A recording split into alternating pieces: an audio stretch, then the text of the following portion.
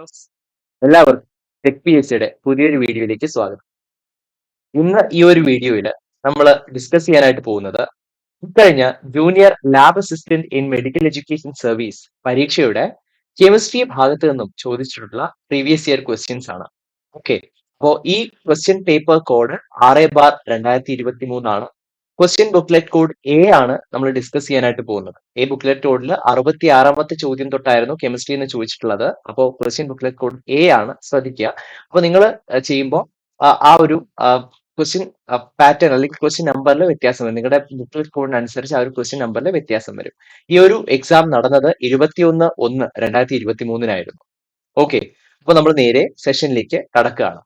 ഒന്നാമത്തെ ചോദ്യം തന്നെ വളരെ ഈസി ആയിട്ടുള്ള ഒരു ചോദ്യമാണ്. Which of the following contains the greatest number of molecules? ഇതില് ഈ തന്നിരിക്കുന്ന കോമ്പൗണ്ട്സിൽ ഏറ്റവും കൂടുതൽ മോളിക്യൂൾസിന്റെ എണ്ണം ഏതിനാണ് എന്നാണ് ചോദിച്ചിട്ടുള്ളത്. അപ്പോൾ എല്ലാം വളരെ ഈസിയാണ് കേട്ടോ, കാരണം എല്ലാം 1 gram ഈച്ച് ആണ് തന്നിട്ടുള്ളത്, അല്ലാതെ വ്യത്യസ്തമായിട്ട് തന്നിട്ടില്ല.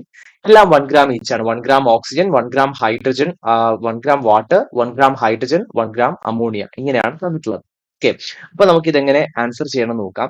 ഈ നമ്പർ ഓഫ് മോളിക്യൂൾസ് അല്ലെങ്കിൽ നമ്പർ ഓഫ് ആറ്റംസ് കണ്ടുപിടിക്കുക, തുടങ്ങിയ കാര്യങ്ങൾ, അല്ലെങ്കിൽ വോളിയം കണ്ടുപിടിക്കുക, മാസ് ഒഴികെയുള്ള ബാക്കി എല്ലാ കാര്യങ്ങളും, ഇതേപോലെ ഏറ്റവും കൂടുതൽ ഏതിനാണ്, ഏറ്റവും കുറഞ്ഞത് ഏതിനാണ് എന്ന് നമ്മൾ ചോദിച്ചു കഴിഞ്ഞാൽ നമ്മൾ നമ്പർ ഓഫ് മോൾസ് വരെ കണ്ടുപിടിച്ചാൽ മതിയാവും. ഓക്കെ, അതിനെ ഇനി വോളിയത്തിലോട്ടോ അല്ലെങ്കിൽ നമ്പർ ഓഫ് മോളിക്യൂൾസിലോട്ടോ നമ്പർ ഓഫ് ആറ്റത്തിലോട്ടോ കൺവേർട്ട് ചെയ്യേണ്ട ആവശ്യം വരുന്നില്ല. ഓക്കെ, ഇതിൽ ഏറ്റവും കൂടുതൽ മോളിക്യൂൾസ് ഉള്ളത് ഏതിനാണ് എന്നാണ് ചോദിച്ചിട്ടുള്ളത്. അപ്പൊ നമ്മൾ കണ്ടുപിടിക്കേണ്ട എന്താണ്? ഇതിൽ ഏറ്റവും കൂടുതൽ നമ്പർ ഓഫ് മോൾസ് ഉള്ളത് ഏതിനാണ് എന്നാണ് നമ്മൾ കണ്ടുപിടിക്കാനായിട്ടുള്ളത്. ഓക്കെ ആണല്ലോ? യെസ്. അപ്പോ ഇവിടെ തന്നിട്ടുള്ളത് വെയിറ്റ് ആണ്. അപ്പോ വെയിറ്റ് തന്നിട്ടുണ്ടെങ്കിൽ നമ്പർ ഓഫ് മോൾസ് കണ്ടുപിടിക്കാനായിട്ട് ഒരു ഇക്വേഷൻ ഉണ്ട്. അപ്പൊ നമുക്ക് ആദ്യം നമ്പർ ഓഫ് മോൾസ് കണ്ടുപിടിക്കാനായിട്ട് വളരെ ഈസിയാണ്. നമുക്ക് ആകെ 3 ബേസിക് ഇക്വേഷൻസ് മാത്രമാണ് ഉള്ളത്. അതില് തന്നിട്ടുള്ളത് എന്താണോ അതിനനുസരിച്ചിട്ടാണ് നമ്മൾ കണ്ടുപിടിക്കേണ്ടതായിട്ടുള്ളത്. അപ്പൊ നമുക്കിവിടെ തന്നിട്ടുള്ളത് വെയിറ്റ് ആണ്. അപ്പൊ വെയിറ്റിനനുസരിച്ചുള്ള നമ്പർ ഓഫ് മോൾസിന്റെ ഇക്വേഷൻ ഏതാണെന്ന് നോക്കുകയാണെങ്കിൽ number of moles N is equal to given mass divided by molar mass. ഇതാണ് നമ്മുടെ മോളാർ മാസ്. ഇതാണ് നമ്മുടെ ഇക്വേഷൻ എന്ന് പറയുന്നത്. ഓക്കെ, അപ്പോ ചിലർക്ക് ഒറ്റയടിക്ക് തന്നെ ഈ ക്വസ്റ്റ്യൻ കാണുമ്പോൾ തന്നെ ആൻസറിലേക്ക് എത്താനായിട്ട് കഴിയും. എന്നാലും നമുക്കിവിടെ ഈ ഒരു ക്വസ്റ്റ്യൻ പരിശോധിക്കുമ്പോൾ ഓരോന്നിന്റെയും നമ്പർ ഓഫ് മോൾസ് ഒരിക്കലും നമുക്ക് കണ്ടുപിടിക്കേണ്ട ആവശ്യം വരുന്നില്ല. കാരണം എന്ന് പറഞ്ഞാൽ ഇവിടെ എല്ലാത്തിന്റെയും ഗിവൺ മാസ് എന്താണ്? ഗിവൺ മാസ് സെയിം ആണ്. ഗിവൺ മാസ് 1 gram ആണ്. ഓക്കെ, എല്ലാത്തിന്റെയും മോളാർ മാസ് ആണ് ഡിഫറെന്റ്, അല്ലെ? ഇപ്പൊ ഓക്സിജന്റെ മോളാർ മാസ് എന്ന് പറയുമ്പോൾ ഓക്സിജന്റെ അറ്റോമിക് മാസ് 16 ആണ്. അപ്പൊ ഓക്സിജന്റെ molar mass atomic mass into 2, കാരണം ഓക്സിജൻ ഒരു ഡയറ്റോമിക് മോളിക്യൂൾ അല്ലേ, അപ്പൊ അത് 32 എന്ന് വരും. അടുത്തത് വാട്ടർ ആണ്. വാട്ടറിന്റെ പ്രത്യേകത, വാട്ടറിനകത്ത് 2 ഹൈഡ്രജൻ ഉണ്ട്. സോ ഈ 2 ഹൈഡ്രജനും കൂടെ 2 പ്ലസ് ഒരു ഓക്സിജൻ ഉണ്ട്. ഒരു ഓക്സിജന്റെ 16, അപ്പോ 2 + 16 എത്രയെന്ന് കിട്ടും? 18 gram എന്ന് കിട്ടും, അതിന്റെ മോളാർ മാസ് ഇൻ ഗ്രാംസ്. അടുത്തത് ഹൈഡ്രജൻ ആണ്. ഹൈഡ്രജൻ H2 ആയിട്ടാണ് ഉള്ളത്. അപ്പോൾ ഒരു ഹൈഡ്രജന്റെ അറ്റോമിക് മാസ് എന്ന് പറഞ്ഞാൽ ഒരു യൂണിറ്റ് ആണ്, ഒരു യൂണിഫൈഡ് മാസ് ആണ്. അപ്പൊ 2 ഹൈഡ്രജനും കൂടെ അതിന്റെ മോളാർ മാസ് എന്ന് പറയുമ്പോൾ 2 എന്ന് വരും. ഇനി NH3 അഥവാ അമോണിയ. NH3 എന്ന് പറയുമ്പോൾ അതിനകത്ത് നൈട്രജൻ ഉണ്ട്. നൈട്രജന്റെ അറ്റോമിക് മാസ് 14 ആണ്. ഇനി ഹൈഡ്രജൻ 3 പേരുണ്ട്. അപ്പൊ ഒരു ഹൈഡ്രജന്റേത് 1 എന്ന കണക്കിൽ 3 പേരാകുമ്പോൾ 3 × 1, അപ്പോ 14 + 3 = 17. അപ്പൊ ഇങ്ങനെയാണ് റെസ്പെക്റ്റീവ് അറ്റോമിക് മാസ് ഈ ഓരോ സ്പീഷീസിന്റെയും, ഓക്സിജൻ, വാട്ടർ, ഹൈഡ്രജൻ, അമോണിയ, ഈ ഓരോ സ്പീഷീസിന്റെയും അറ്റോമിക് മാസ് വരുന്നത്. ഇനി നമുക്ക് ക്വസ്റ്റ്യൻ പരിശോധിക്കാം. അപ്പൊ ഇവിടെ നമ്പർ ഓഫ് മോൾസ് കണ്ടുപിടിക്കുന്ന സമയത്ത് ന്യൂമറേറ്റർ എല്ലാവർക്കും സെയിം ആണ്, ഡിനോമിനേറ്റർ ആണ് വ്യത്യാസം. അപ്പോ ഡിനോമിനേറ്റർ കൂടിക്കഴിഞ്ഞാൽ ആ ഒരു വാല്യൂ കുറയും. അപ്പൊ നമുക്ക് ഇവിടെ കണ്ടുപിടിക്കാനുള്ളത് നമ്പർ ഓഫ് മോൾസ് അല്ലേ. അപ്പൊ നമ്പർ ഓഫ് മോൾസ് കൂടുതൽ കിട്ടണമെങ്കിൽ ഡിനോമിനേറ്റർ ഏറ്റവും കുറയണം.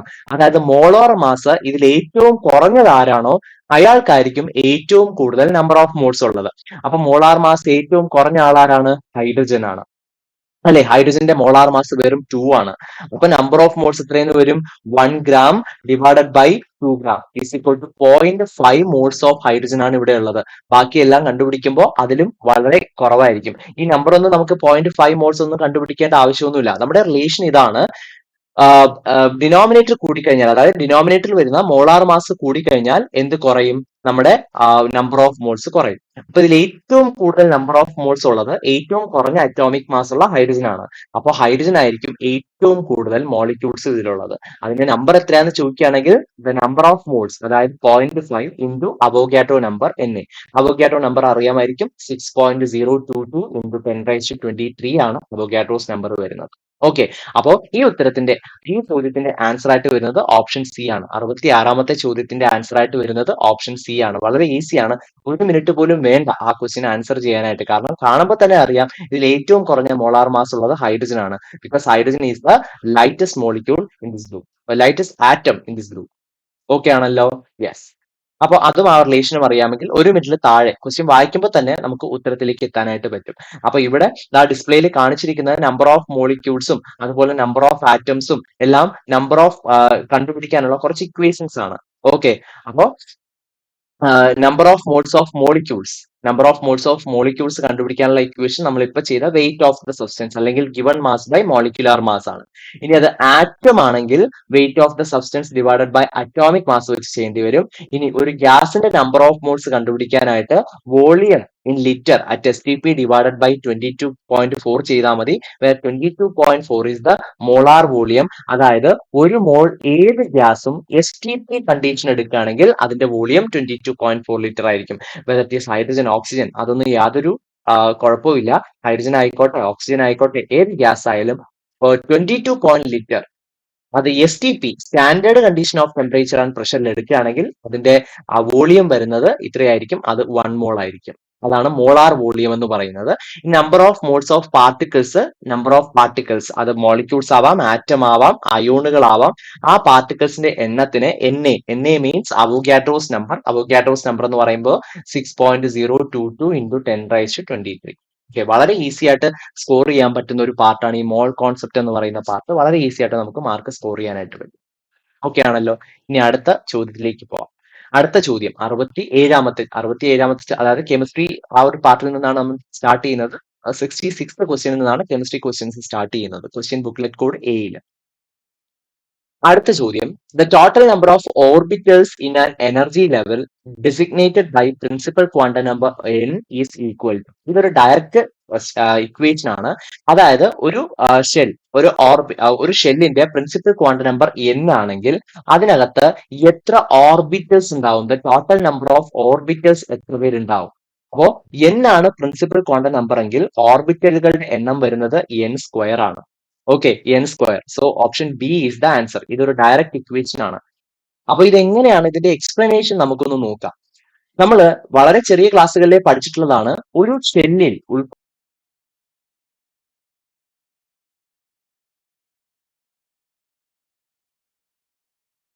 ഉൾക്കൊള്ളാവുന്ന പരമാവധി ഇലക്ട്രോണുകളുടെ എണ്ണം എന്ന് പറയുന്നത് 2n² ആണെന്ന് പറഞ്ഞിട്ട് ഒരു ബേസിക് ഇക്വേഷൻ നമ്മൾ പഠിച്ചിട്ടില്ലേ. ഇപ്പൊ n ഈസ് ഈക്വൽ ടു 1 ആണെങ്കിൽ പ്രിൻസിപ്പൽ ക്വാണ്ടം നമ്പർ 1, അത് K ഷെല്ലാണ്. അപ്പൊ K ഷെല്ലിൽ ഉൾപ്പെടുത്താൻ പറ്റുന്ന പരമാവധി ഇലക്ട്രോണുകളുടെ എണ്ണം വെറും 2. അതായത് ഒന്നാമത്തെ ഷെല്ല് വെറും 2 ഇലക്ട്രോണുകളെ മാത്രമേ നമുക്ക് ഉൾപ്പെടുത്താനായിട്ട് പറ്റുള്ളൂ. ഇനി അടുത്ത n ഈസ് ഈക്വൽ ടു 2 എടുക്കാം. n ഈസ് ഈക്വൽ ടു 2 എടുക്കുമ്പോൾ അത് L ഷെല്ലാണ്. സോ L ഷെല്ലില് ഉൾപ്പെടുത്താവുന്ന പരമാവധി ഇലക്ട്രോണുകളുടെ എണ്ണം 8 ആണ്. അതെങ്ങനെയാ കിട്ടിയത്? 2 ഇൻറ്റു 2യുടെ സ്ക്വയർ. ഓക്കെ, അപ്പോ 8 ഇലക്ട്രോണുകൾ, ആദ്യത്തേൽ 2, രണ്ടാമത്തേൽ 8 ഇലക്ട്രോൺ, മൂന്നാമത്തേൽ 18 ഇലക്ട്രോൺ, ഇങ്ങനെ മാക്സിമം ഇലക്ട്രോണുകൾ ഇങ്ങനെ ആഡപ്പ് ചെയ്ത് പോവാം. അപ്പൊ നമ്മുടെ പോയിന്റ് എന്താണ്? ഇവിടെ നമുക്ക് കണ്ടുപിടിക്കേണ്ടത് നമ്പർ ഓഫ് ഓർബിറ്റൽസ് ആണ്. അപ്പോ ഈ അറ്റോമിക് സ്ട്രക്ചർ എന്ന് പറയുന്ന ഭാഗത്ത് നമ്മൾ പഠിച്ച ഒരു കാര്യം എന്ന് പറയുന്നത് ഇലക്ട്രോണുകൾ നിറയുന്നത് ഓർബിറ്റുകളിനകത്ത്. ഓരോ ഷെല്ലിനകത്തും ഓരോ സബ് എനർജി ലെവലുകൾ ഉണ്ട്. ഓരോ സബ് എനർജി ലെവലുകൾക്കും ഓരോ ഓറിയന്റേഷൻ ഉണ്ട്. ഇതിനെ ഓരോന്നിനെയും നമ്മൾ ക്വാണ്ടം നമ്പേഴ്സ് വെച്ചിട്ടാണ് ഡെസിഗ്നേറ്റ് ചെയ്യുന്നത്. അപ്പൊ മെയിൻ എനർജി ലെവലിനെ principal quantum number, sub energy ലെവലിനെ അസിമിക്കൽ ക്വാണ്ടം നമ്പർ, ഇനി അതിൽ തന്നെയുള്ള ഡിഫറെന്റ് ഓറിയന്റേഷനെ മാഗ്നറ്റിക് ക്വാണ്ടം നമ്പർ. ഇനി ആ മാഗ്നറ്റിക് ക്വാണ്ടം നമ്പറിനകത്ത്, അതായത് ഒരു ഓറിയന്റേഷനകത്ത് 2 ഇലക്ട്രോണുകൾക്ക് ഇരിക്കാൻ പറ്റും. അതിൽ ഒരു ഇലക്ട്രോൺ പോസിറ്റീവ് സ്പിൻ ആണെങ്കിൽ മറ്റൊരു ഇലക്ട്രോൺ നെഗറ്റീവ് സ്പിൻ ആയിരിക്കും. സോ അതിന്റെ സ്പിന്നിനെ സൂചിപ്പിക്കുന്നത് സ്പിൻ ക്വാണ്ടം നമ്പർ, അത് പ്ലസ് ഓർ മൈനസ് ഹാഫ് വെച്ച് സൂചിപ്പിക്കും. അപ്പോൾ ഇങ്ങനെ ധാരാളം ക്വാണ്ടം നമ്പേഴ്സ് ആണ് ഈ ഒരു ഹെയറാർക്കിയിൽ ഓരോന്നിനെയും ഡെസിഗ്നേറ്റ് ചെയ്യാനായിട്ട് നമ്മൾ ഉപയോഗിക്കുന്നത്. ഓക്കെ. അപ്പൊ ഇവിടെ ഈ ഇക്വേഷൻ ഒന്ന് പരിശോധിച്ചാൽ ഈ 2n² എന്ന് പറയുന്ന ഇക്വേഷൻ പരിശോധിച്ചാൽ ഒരു ഷെല്ലിന്റെ പ്രിൻസിപ്പൽ ക്വാണ്ടം നമ്പർ n ആണെങ്കിൽ ആ ഷെല്ലില് ഒരു പ്രിൻസിപ്പൽ ക്വാണ്ടം നമ്പർ n ആണെങ്കിൽ ആ ഷെല്ലിനകത്ത് പരമാവധി 2n² ഇലക്ട്രോണുകൾ കൊള്ളുന്നതാണ്. ഇനി നമ്മൾ പഠിച്ചിട്ടുണ്ട് ഒരു ഓർബിറ്റലിനകത്ത് കൊള്ളുന്ന ഇലക്ട്രോണുകളുടെ എണ്ണം വെറും 2. ഓക്കെ. അപ്പോ എത്ര ഓർബിറ്റലുകൾ ഉണ്ടാവും എങ്ങനെ കണ്ടുപിടിക്കാം? അപ്പോ ടോട്ടൽ ഇലക്ട്രോണുകളുടെ എണ്ണം 2n². അത് എത്ര ഓർബിറ്റലിലായിരിക്കും ഇരിക്കുന്നത്? ഒരു ഓർബിറ്റലിൽ 2 ഇലക്ട്രോണല്ലേ ഉള്ളൂ. അപ്പൊ അത് ഡിവൈഡ് ചെയ്താൽ മതി. So 2/2 = n². അങ്ങനെയും കണ്ടുപിടിക്കാം. പക്ഷെ ഇത്രയും പാട് വരണ്ട. ഇതൊരു ഡയറക്റ്റ് ഇക്വേഷൻ ആണ്. ഡയറക്റ്റ് ആയിട്ട് number of orbitals in a particular energy level having principal quantum number n = n² എന്ന് നമുക്ക് ഡയറക്റ്റ് ആയിട്ട് ആ ഇക്വേഷൻ പഠിക്കാനുണ്ട്. ഓക്കെ. അപ്പൊ അത് ഒന്ന് അതിന്റെ ഒരു എക്സ്പ്ലനേഷൻ കൂടെ നമുക്കൊന്ന് നോക്കാം. ഇതുവഴി ഒന്ന് നോക്കാം. നമുക്കൊരു മൂന്നാമത്തെ ഷെൽ എടുക്കാം. അപ്പൊ മൂന്നാമത്തെ ഷെല്ലായത് KLM ഷെല്ലാണ്. Okay, M shell. അപ്പൊ എം ഷെല്ലിന്റെ പ്രിൻസിപ്പൽ ക്വാണ്ടം നമ്പർ ആണ് 3. അപ്പൊ n = 3 ആണ്.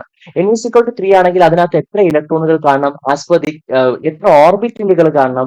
As per this equation n² ഓർബിറ്റലുകൾ കാണണം. അതായത് n² എന്ന് പറയുമ്പോൾ 3 ന്റെ സ്ക്വയർ 9 ഓർബിറ്റലുകൾ കാണണം. നമുക്ക് ശരിയാണോ എന്നൊന്ന് ചെക്ക് ചെയ്യാം.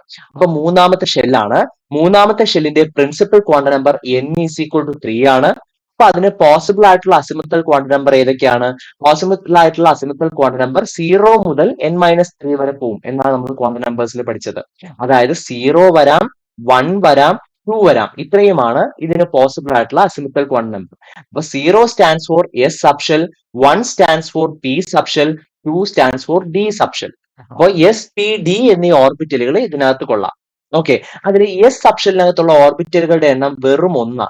അത് കണ്ടുപിടിക്കാൻ നമുക്ക് ഇക്വേഷൻ ഉണ്ട് 2l+1. ഇതെല്ലാം ഡയറക്റ്റ് ഇക്വേഷൻ ആണ്, നമ്മൾ ഓൾറെഡി പഠിച്ചു കഴിഞ്ഞതുമാണ്. 2l+1 വെച്ച് ചെയ്യുമ്പോൾ എസിന്റെ L വാല്യൂ 0 ആണ്, അപ്പൊ വെറും 1. ഇനി P ഓർബിറ്റലുകൾ P സബ്ഷെൽ എടുത്താൽ അതിലെ ഓർബിറ്റലുകളുടെ എണ്ണം എത്രയാണ്? ഈ 2ൽ Lന് പകരം 1 കൊടുക്കുക. അപ്പൊ 2 × 1+1 അതായത് 3. അതായത് P സബ്ഷെൽ ഇതാ ഇങ്ങനെ ഇരിക്കുന്നത്, അതിനകത്ത് 3 ഓർബിറ്റലുകൾ ഉണ്ട്. അതുപോലെ ഡി സബ്ഷെല്ലിന്റെയും വാല്യൂസ് നമുക്ക് കാൽക്കുലേറ്റ് ചെയ്യാം. 2 × 2+1, കാരണം അതിന്റെ L വാല്യൂ 2 അല്ലേ ഡി സബ്ഷെല്ലിന്റെ. അപ്പൊ ഇതെല്ലാം നേരത്തെ പഠിച്ചവർക്ക് മാത്രമേ, അസിമുത്തൽ ക്വാണ്ടം നമ്പർ നേരത്തെ പഠിച്ചവർക്ക് മാത്രമേ എന്താണ് ഞാൻ പറയുന്നതെന്ന് ക്ലിയർ ആവുള്ളൂ. അപ്പൊ അതിന്റെ L വാല്യൂ 2 ആണ്. അപ്പൊ L വാല്യൂ 2 എടുക്കുന്ന സമയത്ത് 2 × 2+1 അതായത് 4+1 5. 1 2 3 4 5 ഓർബിറ്റലുകൾ ഉണ്ട്. ഇത്രയും ഈ 3 ഷെല്ലിലുമുള്ള ഓർബിറ്റലുകളാണ്. ഓക്കെ. ഇനി ഇതിന്റെ എണ്ണം ഒന്ന് എടുത്താൽ ഇവിടെ 5, 5 + 3 8, 8 + 1 9. ടോട്ടൽ നമ്പർ ഓഫ് ഓർബിറ്റൽസ് ആയി. അപ്പൊ ഇതാണ് അതിന്റെ കണക്ക്. ഇങ്ങനെയാണ് അത് കിട്ടുന്നത്. പക്ഷെ ഇതൊരു ഡയറക്റ്റ് ഇക്വേഷൻ ആണ്, വളരെ ഡയറക്റ്റ് ആയിട്ടുള്ള ക്വസ്റ്റ്യൻ ആണ്. ജസ്റ്റ് വായിക്കുക, ആൻസർ ചെയ്യുക, അത്രയേ ഉള്ളൂ. ഒരു 30 സെക്കൻഡിൽ താഴെയൊക്കെ എടുത്തിട്ട് നമുക്ക് വളരെ ഈസി ആയിട്ട് ചെയ്യാൻ പറ്റുന്ന ഒരു ക്വസ്റ്റ്യൻ ആയിരുന്നു ഇത്. ഓക്കെ. ഇനി അടുത്തത്, which of the following has the lowest pH? വളരെ ഈസി ആയിട്ടുള്ള ക്വസ്റ്റ്യൻ ആണ്. അപ്പൊ ലോവസ്റ്റ് pH എന്ന് പറയുമ്പോൾ എന്താണ്? ആസിഡ് കണ്ടന്റ് കൂടിയാൽ, അതായത് H+ അയോണുകളുടെ കോൺസെൻട്രേഷൻ കൂടിയാൽ എന്ത് കുറയും? pH കുറയും. ഓക്കെ. H+ അയോണുകളുടെ കോൺസെൻട്രേഷൻ കൂടിയാൽ pH കുറയും. അതായത് ഒരുപാട് നല്ല കോൺസെൻട്രേറ്റഡ് ആസിഡ് ആണെങ്കിൽ അതിന്റെ pH വളരെ വളരെ കുറവായിരിക്കും. ഇപ്പോ ഒരു ആസിഡിന്റെ pH 2 ആണ്, ഒരു ആസിഡിന്റെ pH 2 ആണ്, മറ്റൊരു ആസിഡിന്റെ pH എന്ന് പറയുന്നത് 4 ആണ്. ഇത് രണ്ട് ആസിഡ് ആണ്. പക്ഷെ ഇതിൽ ഏതാ കോൺസെൻട്രേറ്റഡ് ആയിട്ടുള്ള കുറെ കൂടെ നല്ല ആസിഡ് എന്ന് ചോദിച്ചാൽ pH 2 ആയിട്ടുള്ള ഈ ആസിഡ് ആണ്.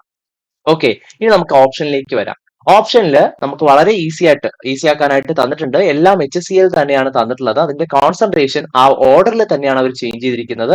കോൺസെൻട്രേഷൻ ആദ്യത്തത് 1 മോൾ HCl, രണ്ടാമത്തത് 0.1 മോൾ HCl, മൂന്നാമത്തത് 0.01 മോളാർ HCl, നാലാമത്തത് 0.001 മോളാർ HCl. ഇങ്ങനെ അതിന്റെ മോളാർ കോൺസെൻട്രേഷൻ ആണ് തന്നിട്ടുള്ളത്.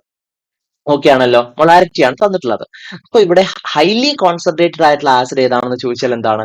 അത് 1 മോളാർ HCl ആണ്. ഇതാണ് ഹൈലി കോൺസെൻട്രേറ്റഡ് ആയിട്ടുള്ള ആസിഡ്.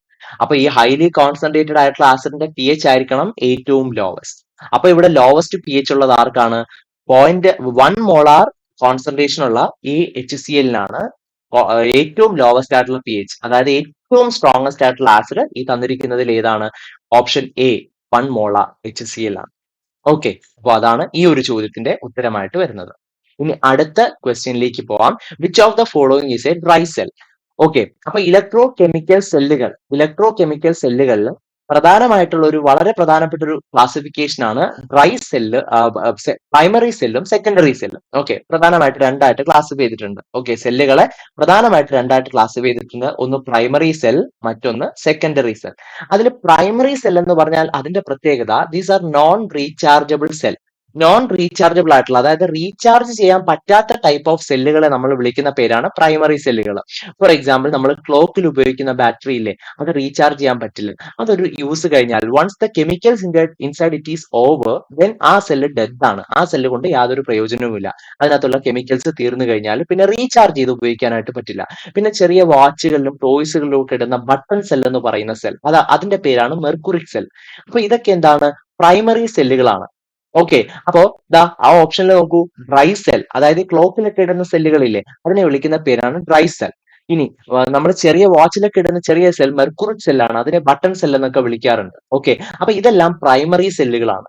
പക്ഷെ നിക്കൽ കാഡ്മിയം സെൽ ഒരു സെക്കൻഡറി സെല്ലാണ്, because these are rechargeable cell. ഇതിനെ റീചാർജ് ചെയ്ത് വീണ്ടും ഉപയോഗിക്കാം. അപ്പൊ mobile phones, flash lights, battery, അതുപോലെ വെഹിക്കിൾസ്, ഓട്ടോമൊബൈൽസ്, വെഹിക്കിൾസ്, അപ്പൊ ഇതിലെല്ലാം യൂസ് ചെയ്യുന്ന ബാറ്ററീസ് എല്ലാം അല്ലെങ്കിൽ സെല്ലുകളെല്ലാം സെക്കൻഡറി സെല്ലുകളാണ്. അപ്പൊ ഈ സെക്കൻഡറി സെല്ലുകളിന്റെ എക്സാമ്പിൾ നമ്മൾ പഠിച്ചിട്ടുണ്ട്. Lead acid cell, lithium ion cell, nickel cadmium cell, ഇതെല്ലാം സെക്കൻഡറി സെല്ലുകൾക്ക് ഉദാഹരണമാണ്. ഓക്കെ ആണല്ലോ. അപ്പൊ ഇവിടെ which of the following is a secondary cell? അവിടെ ഡ്രൈ സെല്ല് പ്രൈമറി ആണ്, മെർക്കുറിക് സെല്ല് പ്രൈമറി ആണ്, നിക്കൽ കാഡ്മിയം സെല്ലാണ് സെക്കൻഡറി. അതുകൊണ്ട് ഡി ഓപ്ഷൻ അവിടെ ഇൻസിഗ്നിഫിക്കന്റ് ആണ്. Option D, nickel cadmium cell is the answer. 69ാമത്തെ ചോദ്യം, option D, nickel cadmium cell. Okay ആണല്ലോ. അപ്പൊ ഇതാണ് പ്രൈമറി സെല്ലും സെക്കൻഡറി സെല്ലും തമ്മിലുള്ള പ്രധാനപ്പെട്ട വ്യത്യാസം. ഇനി 70ാമത്തെ ചോദ്യം, smoke is an example of. അപ്പൊ ഈ സ്മോക്ക് എന്നൊക്കെ ഇത് കൊളോയിഡ്സ് എന്ന് ചോദിച്ചിട്ടുള്ള ഒരു ക്വസ്റ്റൻ ആണ്. ഓക്കെ, വളരെ പ്രധാനപ്പെട്ട ലാബ് അസിസ്റ്റന്റ് പോലുള്ള എക്സാമുകൾക്ക് വളരെ പ്രധാനപ്പെട്ട ഒരു ഭാഗമാണ് ഈ കൊളോയിഡ്സ്. കാരണം അതിന് വാട്ടർ പ്യൂരിഫിക്കേഷൻ പോലുള്ള ഇതിൽ പോലും പല ആപ്ലിക്കേഷൻസ് വരുന്ന ഒരു ഭാഗമാണ് ഈ കൊളോയിഡ്സ് എന്ന് പറയുന്നത്. അപ്പൊ അതിൽ നിന്ന് എന്തായാലും ഒരു ക്വസ്റ്റ്യൻ പ്രതീക്ഷിക്കാം. അപ്പൊ അതിൽ സ്മോക്ക് എന്ന് പറഞ്ഞാൽ എന്താണ്? അപ്പൊ കൊളോയിഡ്സിൽ പ്രധാനമായിട്ടും രണ്ട് ഭാഗങ്ങളുണ്ട്. ഓക്കെ, അപ്പോൾ ആ ഒരു ലിസ്റ്റ് നമുക്കൊന്ന് നോക്കാം. ഒന്ന് ഡിസ്പേഴ്സ്ഡ് ഫേസും മറ്റൊന്ന് ഡിസ്പേർഷൻ മീഡിയവും. ഓക്കെ, അപ്പൊ ഈ ഡിസ്പേഴ്സ്ഡ് ഫേസും ഡിസ്പേർഷൻ മീഡിയവും ഇതിൽ വരുന്ന ചേഞ്ചുകൾക്കനുസരിച്ച് കൊളോയിഡ്സ് പല ടൈപ്പ് ഉണ്ട്. അതായത് ഡിസ്പേഴ്സ്ഡ് ഫേസ് സോളിഡും ഡിസ്പേർഷൻ മീഡിയം ലിക്വിഡും ആണെങ്കിൽ അത്തരത്തിലുള്ള കൊളോയിഡിനെ നമ്മൾ വിളിക്കുന്ന പേരാണ് സോളുകൾ. അതിന് എക്സാമ്പിൾ പെയിന്റ്, ഇങ്ക്, മഡ്, ഇതെല്ലാം അത്തരത്തിലുള്ള സോളുകൾക്ക് എക്സാമ്പിൾ ആണ്. അതായത് ഡിസ്പേർഷൻ ഏത് മീഡിയത്തിലാണോ ഇത് ഡിസ്പേഴ്സ് ചെയ്യുന്നത്, ഓക്കെ, ഏത് മീഡിയത്തിലാണോ ഇത് ഡിസ്പേഴ്സ് ചെയ്യുന്നത് അതാണ് ഈ ഒരു ഡിസ്പേർഷൻ മീഡിയം. ഇനി എന്താണോ ഡിസ്പേഴ്സ് ചെയ്യുന്നത് അതിനെയാണ് ഡിസ്പേർഷൻ ഫേസ് എന്ന് പറയുക. ഓക്കെ ആണല്ലോ. ഇനി നമുക്ക് സ്മോക്ക് എടുക്കാം. സ്മോക്ക് എന്ന് പറയുമ്പോൾ നമ്മുടെ പുക. ഓക്കെ, അപ്പൊ നമ്മുടെ പുക എന്ന് പറഞ്ഞാൽ എന്താണ്? ആക്ച്വലി എയറിൽ കാർബൺ അടങ്ങിയ ചില കോമ്പൗണ്ടുകൾ ഇങ്ങനെ മിക്സ് ആവുന്നു. ഇതിനെയാണ് സ്മോക്ക് എന്ന് പറയുന്നത്. ഓക്കെ, അപ്പൊ എന്തിനാ മിക്സ് ആവുന്നത്? എയറിലാണ് മിക്സ് ആവുന്നത്. അപ്പൊ അവിടുത്തെ ഡിസ്പേർഷൻ മീഡിയം എന്ന് പറഞ്ഞാൽ എയർ ആണ്. Air is A gas. Dispersion medium ഒരു ഗ്യാസ് ആണ്. ഓക്കെ, അടുത്തത് ഡിസ്പേഴ്സ്ഡ് ഫേസ്. എന്താ ഡിസ്പേഴ്സ് ചെയ്യുന്നത്? എന്താണ് അതിലേക്ക് കലരുന്നത്? അത് സോളിഡ് ആണ്. അതുകൊണ്ട് ഇതാ ഡിസ്പേർഷൻ ഫേസ് സോളിഡ് ആണ്. അപ്പോ ഗ്യാസിലേക്ക് ഒരു സോളിഡ് ഡിസ്പേഴ്സ് ചെയ്യുകയാണെങ്കിൽ അത്തരത്തിലുള്ള പാർട്ടിക്കിൾസിനെ നമ്മൾ വിളിക്കുന്ന പേരാണ് സോളിഡ് എയറോസോൾ. എയറോസോൾ രണ്ട് ടൈപ്പ് ഉണ്ട്. ഒന്ന് സോളിഡ് എയറോസോളും ഉണ്ട്, രണ്ട് ലിക്വിഡ് എയറോസോളും ഉണ്ട്. അതായത് ഗ്യാസ് ആണ് ഡിസ്പേർഷൻ മീഡിയം എങ്കിൽ അതിനെ വിളിക്കുന്ന പേരാണ് എയറോസോൾ. അപ്പൊ സ്മോക്കും മിസ്റ്റും, നമ്മുടെ മൂടൽമഞ്ഞ്, അപ്പൊ ഇത് രണ്ടും കാണാൻ ഒരുപോലെ ഇരിക്കും. ഓക്കെ, പക്ഷേ സ്മോക്ക് എന്ന് പറഞ്ഞാൽ സോളിഡ് ആയിട്ടുള്ള പാർട്ടിക്കിൾസ് ആണ് എന്ത് ചെയ്യുന്നത്? ഗ്യാസിൽ ഡിസ്പേഴ്സ് ചെയ്യുന്നത്. പക്ഷെ മിസ്റ്റ് അങ്ങനെയല്ല, ലിക്വിഡ് പാർട്ടിക്കിൾസ് ആണ് എന്ത് ചെയ്യുന്നത്? ഗ്യാസിൽ ഇത് ചെയ്യുന്നത്. അപ്പോൾ ഇതിനനുസരിച്ചാണ് സോളിഡ് എയറോസോൾ, ലിക്വിഡ് എയറോസോൾ എന്നൊക്കെ പറഞ്ഞിട്ട് അത്തരത്തിലുള്ള ക്ലാസിഫിക്കേഷൻ വരുന്നത്. അപ്പൊ ഇവിടെ ഈ ക്വസ്റ്റിനിൽ സോളിഡ് എയറോസോൾ ആണോ ലിക്വിഡ് എയറോസോൾ ആണോ അങ്ങനെയൊന്നും ചോദിച്ചിട്ടില്ല. വെറുതെ എയറോസോൾ എന്നേ ചോദിച്ചിട്ടുള്ളൂ, എയറോസോൾ എന്നേ പറഞ്ഞിട്ടുള്ളൂ. അതുകൊണ്ട് തന്നെ നമുക്ക് വേറെ സംശയമൊന്നുമില്ല, ആ ഒരു ഇതിനെ മാർക്ക് ചെയ്യാം. അതായത് ഡിസ്പേർഷൻ മീഡിയം ഗ്യാസ് ആണെങ്കിൽ അതിനെ വിളിക്കുന്ന പേരാണ് എയറോസോൾ. ഡിസ്പേർഷൻ മീഡിയം ഗ്യാസ് ആണെങ്കിൽ അതിനെ വിളിക്കുന്ന പേരാണ് എയറോസോൾ. അപ്പോ ഇത്തരത്തിൽ ഒരു എയറോസോൾ ആണ് സ്മോക്ക് എന്ന് പറയുന്നത്. ഒരു സോളിഡ് എയറോസോൾ ആണ് സ്മോക്ക് എന്ന് പറയുന്നത്. അതിന്റെ ഡീറ്റെയിൽഡ് ആയിട്ടുള്ള ലിസ്റ്റ് ഇവിടെ തന്നിട്ടുണ്ട്. അതിൽ സ്മോക്ക് വിത്ത് എക്സാമ്പിൾ ആ ഒരു ലിസ്റ്റ് തന്നിട്ടുണ്ട്. അപ്പോൾ ഇതിൽ നിന്നാണ് ആ ഒരു ക്വസ്റ്റ്യൻ ചോദിച്ചിരിക്കുന്നത്. ഇത് കൊളോയിഡ്സിന്റെ ഭാഗത്ത് നിന്ന് വരുന്ന ഒരു ക്വസ്റ്റ്യൻ ആണ്. ഓക്കെ, അപ്പൊ അതും ഒരു ഈസി ക്വസ്റ്റ്യൻ ആണ്, വളരെ ഈസി ആയിട്ടുള്ള ക്വസ്റ്റ്യൻ ആയിരുന്നു. ഇനി ഇത് which of the following is element has largest atomic radius? നമ്മുടെ കെമിക്കൽ പ്രോപ്പർട്ടീസ് എന്ന് ചോദിച്ചിട്ടുള്ള, പീരിയോഡിക് പ്രോപ്പർട്ടീസ് എന്ന് ചോദിച്ചിട്ടുള്ള വളരെ ഈസി ആയിട്ടുള്ള ഒരു ക്വസ്റ്റ്യൻ ആണ്. ഓക്കെ. അപ്പോ ഇതറിയാനായിട്ട് നമുക്ക് ഈ എലമെന്റ്സിന്റെ എല്ലാം പീരിയോഡിക് ടേബിളിൽ ഒരു സ്ഥാനം അറിഞ്ഞിരിക്കുന്നത് വളരെ നന്നായിരിക്കും. സോഡിയം വരുന്നത് എവിടെയാണ്? സോഡിയം ഒരു ഫസ്റ്റ് ഗ്രൂപ്പ് എലമെന്റ് ആണ്. അപ്പൊ സോഡിയം ഫസ്റ്റ് ഗ്രൂപ്പ് എലമെന്റ് ആണ്. ഓക്കെ. സോഡിയം കഴിഞ്ഞിട്ടാ മെഗ്നീഷ്യം വരുന്നത്. അപ്പോ മെഗ്നീഷ്യം ഒരു സെക്കൻഡ് ഗ്രൂപ്പ് എലമെന്റ് ആണ്. സോഡിയം കഴിഞ്ഞ് മെഗ്നീഷ്യം. ഓക്കെ. അപ്പോ അത് പറഞ്ഞു നോക്കിയേ. ആദ്യത്തെ ഒരു 30 വരെ വരുന്ന ഈ ഈ കോമ്പൗണ്ടുകളുടെ ആറ്റങ്ങളുടെ അല്ലെങ്കിൽ എലമെന്റ്സിന്റെ പേര് അത് ആ ഒരു ഓർഡറിൽ തന്നെ പറയാൻ പഠിച്ചിരിക്കണം. അപ്പൊ സോഡിയം, മെഗ്നീഷ്യം, അലുമിനിയം, സിലിക്കൺ എന്നാ. അപ്പൊ സോഡിയവും മെഗ്നീഷ്യവും കഴിഞ്ഞാൽ ഇനി ഇത് സെക്കൻഡ് പീരീഡ് ആണ്. ഓക്കെ, സോറി, ഇത് തേർഡ് പീരീഡ് ആണ്. അപ്പൊ ആ പീരീഡ് വരെ എന്തില്ല? തേർഡ് പീരീഡ് വരെ ഡി ബ്ലോക്ക് ഇല്ല. അപ്പൊ സോഡിയവും മെഗ്നീഷ്യവും കഴിഞ്ഞിട്ട് പിന്നെ 10 പേര് ഇവിടെ ആബ്സെന്റ് ആ. 10 പേര് കഴിഞ്ഞിട്ട് അടുത്ത ഗ്രൂപ്പ്, അതായത് 13ാം ഗ്രൂപ്പിലുള്ള ആളാണ് അലുമിനിയം. അപ്പൊ സോഡിയം, മെഗ്നീഷ്യം, അലുമിനിയം, അത് കഴിഞ്ഞ് സിലിക്കൺ, അങ്ങനെ അങ്ങനെ പോവും. അത് കഴിഞ്ഞിട്ട് സോഡിയത്തിന്റെ താഴെ വരുന്ന ആളാണ് പൊട്ടാസ്യം. ഓക്കെ. അപ്പൊ ഇത് തേർഡ് പീരീഡ്, ഇത് ഫോർത്ത് പീരീഡ്, ഇങ്ങനെയാ വരുന്നത്. ക്ലിയർ ആണല്ലോ? ഇനി നമുക്ക് ആ സൈസിന്റെ കമ്പാരിസൺ ഒന്ന് നോക്കാം. ഒരു പീരിയോഡിക് ടേബിളിൽ ഗ്രൂപ്പിൽ മുകളിൽ നിന്ന് താഴേക്ക് വരുന്തോറും അറ്റോമിക് റേഡിയസ് എന്ത് ചെയ്യും? കൂടും. ഓക്കെ. അപ്പോ അറ്റോമിക് റേഡിയസിനെ പറ്റിയാണ് പറയുന്നത്. അതെന്ത് ചെയ്യുന്നു? ഇൻക്രീസസ് എന്ന് ഞാൻ എഴുതാം. Atomic radius increases. ഇനി ഒരു പീരീഡിൽ ലെഫ്റ്റിൽ നിന്ന് റൈറ്റിലേക്ക് പോകുമ്പോൾ അറ്റോമിക് റേഡിയസ് എന്ത് ചെയ്യാണ് ചെയ്യുന്നത്? അറ്റോമിക് റേഡിയസ് കുറയുകയാണ് ചെയ്യുന്നത്. ഞാൻ ഡിക്രീസസ് എന്ന് എഴുതാം. ഓക്കെ ആണല്ലോ? അപ്പൊ ഗ്രൂപ്പിൽ മുകളിൽ നിന്ന് താഴേക്ക് വരുമ്പോൾ അറ്റോമിക് റേഡിയസ് കൂടുന്നു. പീരീഡിൽ ലെഫ്റ്റിൽ നിന്ന് റൈറ്റിലേക്ക് വരുമ്പോൾ അറ്റോമിക് റേഡിയസ് കുറയുന്നു. അപ്പൊ ഇതിന് കാരണം എന്തെന്ന് വെച്ചിട്ടുണ്ടെങ്കിൽ, ഗ്രൂപ്പിൽ മുകളിൽ നിന്ന് താഴോട്ട് വരുമ്പോൾ ഓരോ സക്സസീവ് ഗ്രൂപ്പിലും ഇങ്ങനെ താഴേക്ക് വരുമ്പോൾ അതിൽ നമ്പർ ഓഫ് ഷെൽ ഇങ്ങനെ കൂടി കൂടി വരിക. ഒന്നാമത്തെ ഗ്രൂപ്പിൽ ഒരു ഷെല്ലാണ്, രണ്ടാമത്തെ ഗ്രൂപ്പിൽ 2 ഷെല്ലാണ്, മൂന്നാമത്തെ ഗ്രൂപ്പിൽ 3 ഷെല്ലാണ്. So as the number of shells increases, ഈ നമ്പർ ഓഫ് ഷെൽസ് കൂടി വരുന്നതിനനുസരിച്ച് എന്ത് ചെയ്യുന്നു? അതിന്റെ വലിപ്പം സ്വാഭാവികമായിട്ടും കൂടും. ഓക്കെ. അപ്പൊ അതൊരു റീസൺ ആണ്. മറ്റൊരു റീസൺ കൂടിയുണ്ട്. താഴേക്ക് വരുന്ന സമയത്ത് ഇന്നർ ഷെല്ലുകളുടെ ഇലക്ട്രോൺ കാരണം ഉണ്ടാവുന്ന ഷീൽഡിംഗ് എഫക്റ്റ് കൂടും. അപ്പൊ ഈ ഷീൽഡിംഗ് എഫക്റ്റ് എന്ന് പറയുമ്പോൾ, ഷീൽഡ് എന്ന് പറഞ്ഞാൽ ഇറ്റ് ഈസ് ഫോർ പ്രൊട്ടക്ഷൻ. അതുപോലെയാണ് ഷീൽഡിംഗ് എഫക്റ്റ്. ഇലക്ട്രോണുകളെ ഔട്ട് ഇന്നർ ഇലക്ട്രോണുകൾ, അതായത് അകത്ത് ഷെല്ലിലുള്ള ഇലക്ട്രോണുകൾ പുറത്തെ ഇലക്ട്രോണുകളെ ന്യൂക്ലിയസിൽ നിന്നും മറച്ചു പിടിക്കും, അല്ലെങ്കിൽ ഷീൽഡ് ചെയ്ത് പിടിക്കും. അപ്പൊ ഇങ്ങനെ പിടിക്കുന്നതിന്റെ ഫലമായിട്ട് ന്യൂക്ലിയസ് എന്ത് ചെയ്യൂല? ഏറ്റവും പുറമേയുള്ള ഇലക്ട്രോണിനെ അത്ര ഭംഗിയായിട്ട് അട്രാക്ട് ചെയ്യൂല.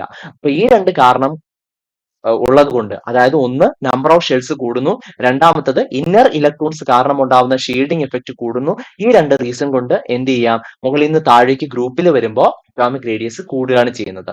ബട്ട് വെൻ ഈ goes from left to right in a particular period, ഒരു പീരീഡിൽ നമ്മൾ ലെഫ്റ്റിൽ നിന്ന് റൈറ്റിലേക്ക് പോകുന്ന സമയത്ത് അവിടെ എന്താ സംഭവിക്കുന്നത് നമുക്കൊന്ന് നോക്കാം. ഇവിടെ ഒരു പെർട്ടിക്കുലർ പീരീഡ് നമ്മൾ എടുക്കുകയാണെങ്കിൽ അവിടെ എന്തിനു മാറ്റമില്ല? നമ്പർ ഓഫ് ഷെൽസിന് മാറ്റമില്ല. ബട്ട് ന്യൂക്ലിയർ ചാർജിന് വ്യത്യാസമുണ്ട്. ന്യൂക്ലിയർ ചാർജ് കൂടിക്കൊണ്ടിരിക്കുക. ഓരോ തവണ അങ്ങോട്ട് പോകുന്തോറും ന്യൂക്ലിയർ ചാർജ് കൂടിക്കൊണ്ടിരിക്കുക. കാരണം സോഡിയം അറ്റോമിക് നമ്പർ 11 ആണ്. സോ സോഡിയത്തിന്റെ ന്യൂക്ലിയസിനകത്ത് 11 പ്രോട്ടോൺ ഉണ്ട്. മെഗ്നീഷ്യത്തിന്റെ ന്യൂക്ലിയസിനകത്ത് പക്ഷെ 12 പ്ലസ് ചാർജ് ഉണ്ട്. അപ്പൊ സോഡിയത്തിനേക്കാളും ന്യൂക്ലിയർ ചാർജ് കൂടുതലാണ് മെഗ്നീഷ്യത്തിന്. അപ്പൊ ന്യൂക്ലിയസിന്റെ ചാർജ് കൂടിക്കഴിഞ്ഞാൽ ഈ ന്യൂക്ലിയസ് എന്തായാലും ഇലക്ട്രോണുകളെ അട്രാക്ട് ചെയ്യും. അപ്പോ ന്യൂക്ലിയർ ചാർജ് കൂടുന്നു, പക്ഷെ നമ്പർ ഓഫ് ഷെൽസ് കൂടുന്നില്ല. അപ്പൊ ഇലക്ട്രോണുകളെ അത്രയും ശക്തിയായിട്ട് പീരിയോഡിക് ടേബിളിന്റെ റൈറ്റിലേക്ക് പോകുന്ന സമയത്ത് എലമെന്റ്സ് ഇങ്ങനെ അട്രാക്ട് ചെയ്തുകൊണ്ടിരിക്കുകയാണ്. അപ്പൊ ഈ ഒരു അട്രാക്ഷൻ കാരണം ആറ്റംസ് എന്ത് ചെയ്യാണ്? കുറച്ചുകൂടെ കോമ്പാക്ട് ആവുകയാണ് ചെയ്യുന്നത്. മനസ്സിലായല്ലോ?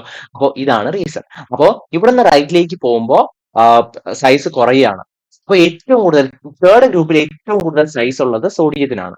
ഓക്കെ. പക്ഷേ സോഡിയത്തിനേക്കാൾ സൈസ് കൂടുതലായിരിക്കും പൊട്ടാസ്യത്തിന്. കാരണം എന്താണ്? സോഡിയത്തിനേക്കാൾ നമ്പർ ഓഫ് ഷെൽസ് പൊട്ടാസ്യത്തിന് കൂടുതലുണ്ട്. അപ്പൊ ഇവിടെ ക്വസ്റ്റ്യൻ ഇതാണ്, which among the following element has the largest atomic radius? അപ്പൊ ഏറ്റവും കൂടുതൽ അറ്റോമിക് റേഡിയസ് ഉള്ളത് നോ ഡൗട്ട് അത് പൊട്ടാസ്യത്തിന് തന്നെയാണ്. ഓക്കെ ആണല്ലോ? പൊട്ടാസ്യത്തിനാണ് ഏറ്റവും കൂടുതൽ റേഡിയസ് വരുന്നത്. അപ്പോൾ ഇത്തരത്തിൽ ക്വസ്റ്റ്യൻ ചോദിക്കുമ്പോഴത്തേക്ക് എന്ത് ചെയ്യുക? പീരിയോഡിക് ടേബിളിൽ അതിന്റെ സ്ഥാനം ഒന്ന് ഇതുപോലെ വരച്ചു നോക്കിയിട്ട് ചെയ്യുന്നത് വളരെ നന്നായിരിക്കും എന്ന് എനിക്ക് തോന്നുന്നു.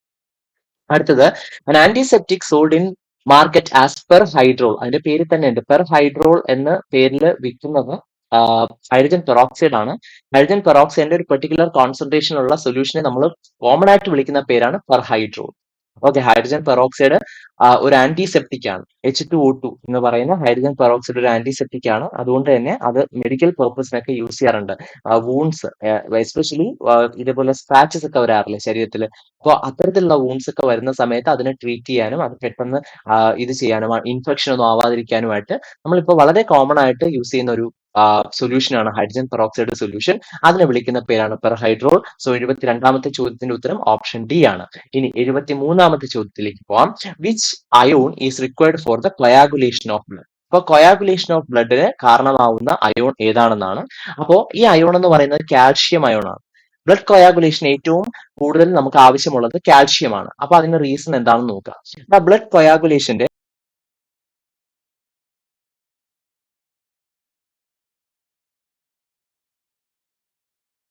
ഒരു ഫ്ലോ ചാർട്ട് ഞാൻ ഇവിടെ കാണിച്ചിട്ടുണ്ട്. ഓക്കെ, അപ്പൊ വെസൽ ഇഞ്ചുറി നടന്നു കഴിഞ്ഞാൽ അല്ലെങ്കിൽ ഇത്തരത്തിൽ എന്തെങ്കിലും ഇഞ്ചുറീസ് നടന്നു കഴിഞ്ഞാൽ കൊയാഗുലേഷൻ നടക്കുന്ന സ്റ്റെപ്പാണ് ഇവിടെ കാണിച്ചിരിക്കുന്നത്. ഓക്കെ, അപ്പൊ ആ സ്റ്റെപ്പിൽ നമുക്ക് കുറെ കാര്യങ്ങൾ കാണാം. ഇതൊന്നും നമുക്ക് ഡീറ്റെയിൽഡ് ആയിട്ട് അറിയണ്ട, ഡീറ്റെയിൽഡ് ആയിട്ട് അത് ബയോളജിയിൽ നമുക്ക് പഠിക്കാനുണ്ട്. അപ്പൊ കൊയാഗുലേഷൻ, ബ്ലഡ് കൊയാഗുലേഷൻ നടക്കുന്നു. അതിന് രണ്ട് പാത്വേസ് ഉണ്ട്. ഈ പാത്വേ വഴി പ്രൊഡ്യൂസ് ചെയ്യുന്ന ത്രോംബിൻ അത് പിന്നെ ഫൈബ്രിൻ ആയിട്ട് മാറുന്നു. ഓക്കെ, ആ ഫൈബ്രിൻ ആണ് ഇത്തരത്തിൽ എന്ത് ചെയ്യുന്നത്, ഒരു വല പോലെ ഫൈബ്രിൻ പിന്നെ മറ്റ് ഫോംസിലൊക്കെ മാറിയിട്ട് ഒരു വല പോലെ ആ ഒരു വൂണ്ടിലേക്ക് ഒരു വല പോലെ നെറ്റ് പോലെ ഇങ്ങനെ കിടക്കും. അപ്പൊ ഈ നെറ്റ്വർക്കിലേക്ക് പ്ലേറ്റ്ലെറ്റ്സുകൾ എന്ത് ചെയ്യും, ഇങ്ങനെ വന്ന് ട്രാപ്പ് ആവും. അപ്പൊ ഇത്തരത്തിൽ വന്ന് ട്രാപ്പായി ഇത്തരത്തിലുള്ള പ്ലേറ്റ്ലെറ്റ്സ് അഗ്രിഗേറ്റുകളാണ് ഉണ്ടാവുന്നത്. ഈ പ്ലേറ്റ്ലെറ്റ് അഗ്രിഗേറ്റുകൾ കാരണം അവിടെ ഒരു ക്ലോട്ട് ഫോം ചെയ്യുകയാണ് ചെയ്യുന്നത്. ഇതെല്ലാം ഡീറ്റെയിൽ ആയിട്ട് ബയോളജിയിൽ പഠിക്കാനുണ്ട്. അപ്പൊ കാൽഷ്യത്തിന് ഇതിന്റെ പങ്ക് എന്താണ്, ഈ ഒരു ബ്ലഡ് കൊയാഗുലേഷനിൽ കാൽഷ്യത്തിന്റെ പങ്ക് എന്താണെന്ന് ചോദിക്കുകയാണെങ്കിൽ അതാണ് ഈ ഒരു ലിസ്റ്റിൽ ഞാൻ കൊടുത്തിരിക്കുന്നത്. cofactor for enzyme complex. Okay, അപ്പോൾ essential for forming tenase and prothrombinase complex. അപ്പോൾ ഈ ഒരു കോംപ്ലക്സുകൾ ഉണ്ടാവാനായിട്ടുള്ള കോഫാക്ടർ ആയിട്ട് അത് ആക്ട് ചെയ്യുന്നുണ്ട്. ഇനി മെംബ്രെയിൻ ബ്രിഡ്ജിങ്. ഓക്കെ, അപ്പം ഇത്തരത്തിലുള്ള മെംബ്രെയിനുകളെ പരസ്പരം ബ്രിഡ്ജ് ചെയ്യാനായിട്ട് ഉപയോഗിക്കുന്നുണ്ട്. പ്രോത്രോംബിൻ കൺവേർഷനിലും കാൽഷ്യം ആവശ്യമായിട്ടുണ്ട്. ഫൈബ്രിൻ ക്രോസ് ലിങ്കിങ്ങിനും അത് ആവശ്യമായിട്ടുണ്ട്. പിന്നെ പ്ലേറ്റ്ലെറ്റ് ആക്ടിവേഷൻ ആവശ്യമായിട്ടുണ്ട്. വിറ്റാമിൻ കെ ഇന്ററാക്ഷൻസിനും അതിന് കാൽഷ്യത്തിന് പ്രധാനമായിട്ടുള്ള പങ്ക് വഹിക്കുന്നുണ്ട്. അപ്പൊ ഇതെല്ലാം ബയോളജിയിൽ വരുന്ന കുറച്ച് കാര്യങ്ങളാണ്. അപ്പൊ അയോൺസ് ചോദിച്ചിരിക്കുന്നതുകൊണ്ട് അത് ഈ ഒരു പാർട്ടിൽ ചോദിച്ചിരിക്കുന്നതേ ഉള്ളൂ. കാൽഷ്യം 2+ അയോണുകളാണ് എന്തിന് കാരണമാവുന്നത്, ബ്ലഡ് ക്ലോട്ടിങ്ങിന് കാരണമാവുന്ന അല്ലെങ്കിൽ പ്രധാനമായിട്ട് അതിന് ആവശ്യമായിട്ടുള്ള ഒരു അയോൺ എന്ന് പറയുന്നത്. അതൊരു ഡയറക്റ്റ് ക്വസ്റ്റ്യൻ ആണ്. അടുത്തത്, name the gas formed when concentrated nitric acid added to copper. Concentrated nitric acid കോപ്പറിലേക്ക് ആഡ് ചെയ്യുന്ന സമയത്ത് ഉണ്ടാവുന്ന ഗ്യാസ് ഏതാണെന്നാണ്. അപ്പൊ നമുക്ക് ആ ഇക്വേഷൻ ഒന്ന് നോക്കാം. കോപ്പറിലേക്ക് concentrated nitric acid HNO3 add ചെയ്യാണ്. HNO3 ആഡ് ചെയ്യുന്ന സമയത്ത് ആദ്യം ഉണ്ടാവുന്ന കോപ്പർ നൈട്രേറ്റ് ആണ്, CuNO3 ട്വൈസ് കോപ്പർ നൈട്രേറ്റ്. അതിനുശേഷം ഉണ്ടാവുന്ന ഗ്യാസ് NO2 ആണ്.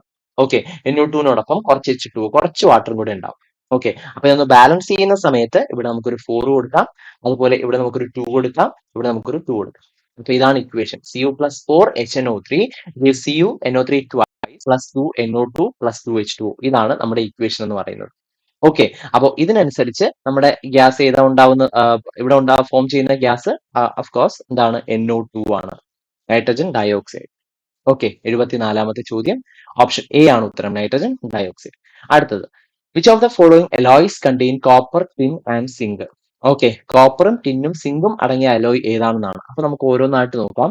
കോപ്പറും സിങ്കും ചേർന്ന അലോയ് ആണ് ബ്രാസ്. അപ്പൊ ബ്രാസിനകത്തുള്ളത് കോപ്പർ പ്ലസ് സിങ്ക് ആണ്. ഓക്കെ, അടുത്ത ബ്രോൺസ് ആണ്. ബ്രോൺസിനകത്തുള്ളത് കോപ്പറും ടിന്നുമാണ്. അപ്പൊ സിയും എസ്എനും ടിന്നും.